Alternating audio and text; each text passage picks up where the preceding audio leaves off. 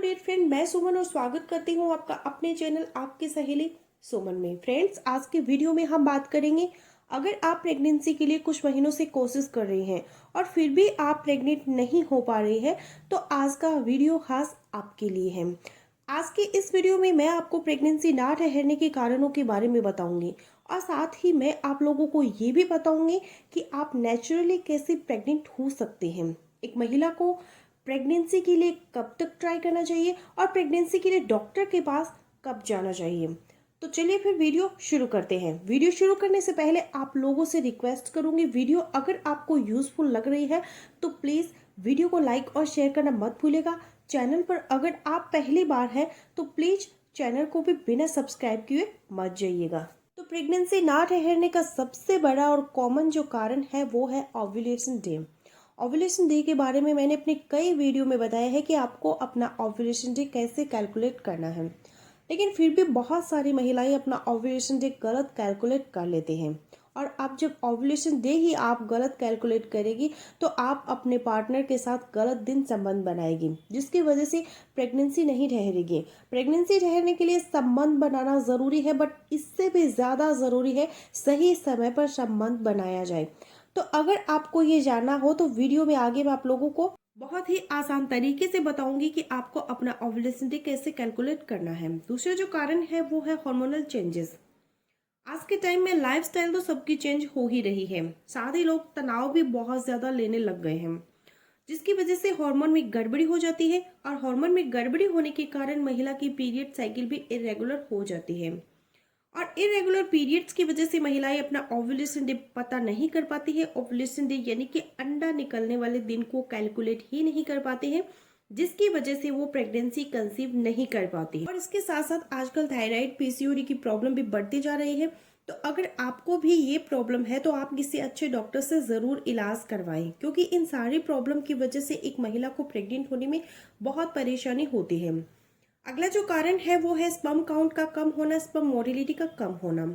एक महिला को प्रेग्नेंट होने के लिए पुरुष का स्पर्म और मोटिलिटी नॉर्मल होना बहुत ज़रूरी होता है, क्योंकि स्पर्म को ही वजाइना से होते हुए ऊपर फैलोपियन ट्यूब की ओर सफ़र तय करना होता है।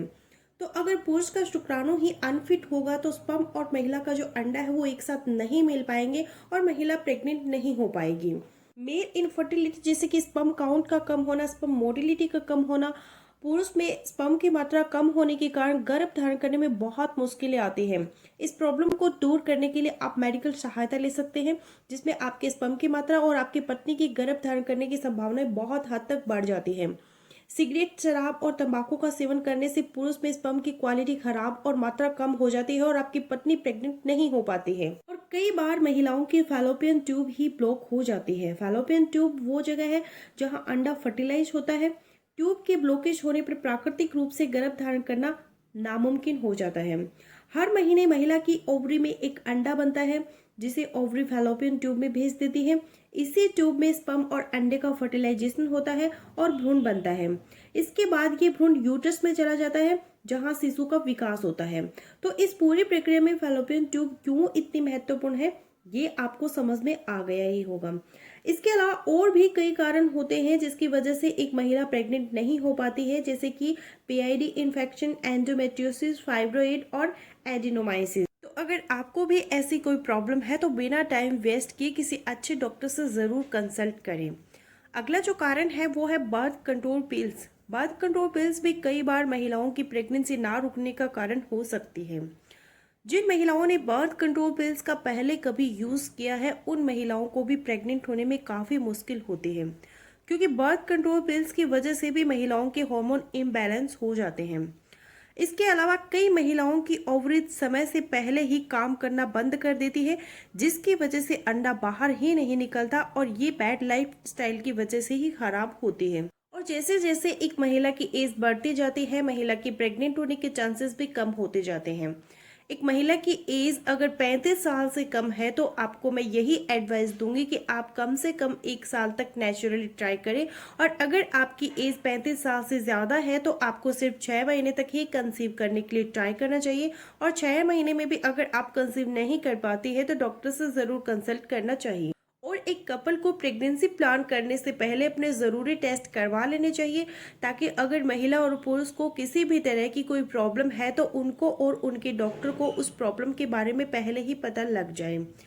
अगर आप अपनी लाइफस्टाइल में भी थोड़ा बदलाव करोगे, जैसे कि पति और पत्नी रोज कम से कम आधा घंटा कार्डियो एक्सरसाइज करेंगे, हरी सब्जियां खाएं और तली भुनी चीजें बिल्कुल भी ना खाएं, तो कपल्स को प्रेगनेंसी कंसीव करने में बहुत आसानी होगी। तो अगर आप अपनी डाइट और एक्सरसाइज पर ध्यान देंगे तो बहुत आसानी से आप कंसीव कर लेंगे। कई सारे केसेस में तो महिला और पुरुष दोनों की रिपोर्ट नॉर्मल होती है, पर फिर भी महिला प्रेग्नेंट नहीं हो पाती, क्योंकि महिला अपने पार्टनर के साथ में या तो गलत दिन संबंध बनाती है या फिर महीने में कम दिन संबंध बनाती है। एक महिला को प्रेगनेंसी कंसीव करने के लिए अपने ओव्यूलेशन डे यानी अंडा निकलने वाले दिन से 4 दिन पहले से लेकर ओव्यूलेशन डे के 2 दिन बाद तक हर रोज इंटरकोर्स करना चाहिए। जैसे फॉर एग्जाम्पल आपका ओव्यूलेशन इस महीने की 20 तारीख को है, तो इस केस में आपको 16 तारीख से लेकर 22 तारीख तक हर रोज संबंध बनाना है। ऐसा करने से आपके प्रेग्नेंट होने के चांसेस बहुत बहुत बढ़ जाते हैं।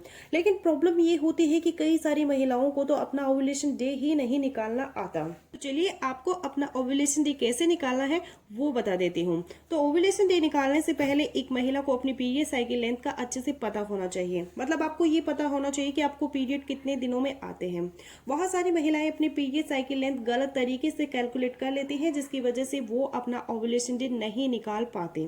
तो पहले आपको अपनी पीरियड साइकिल लेंथ कैलकुलेट करनी है। जैसे आपको 15 तारीख को पीरियड आया है और पिछले महीने आपको 19 तारीख को पीरियड आया था, तो इस केस में आपकी पीरियड साइकिल लेंथ हुई 28 दिन की। पिछले महीने आपको 19 तारीख को पीरियड आई, तो 19 तारीख को आपको फर्स्ट डे काउंट करना है। इसके बाद अब हम जानते हैं ओव्यूलेशन डे के बारे में, यानी अंडा निकलने वाले दिन के बारे में।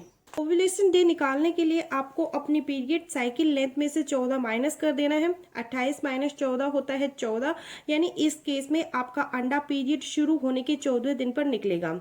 जैसे मान लीजिए 15 तारीख को आपको पीरियड आया है, तो 15 तारीख को जब आप डे फर्स्ट काउंट करेगी तो 28 तारीख को आपका ओव्यूलेशन होगा।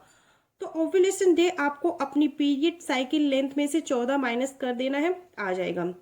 तो फ्रेंड्स, आपने सबसे पहले अपनी पीरियड साइकिल लेंथ है वो कैलकुलेट कर लेनी है और फिर उसमें से आपको 14 माइनस कर देना है। उसके बाद में आपका अपना ओव्यूलेशन डे है वो निकाल लेना है। तो आई होप मेरा आज का वीडियो आप लोगों के लिए यूजफुल रहेगा। सो मिलते हूँ नेक्स्ट वीडियो में, तब तक के लिए बाय।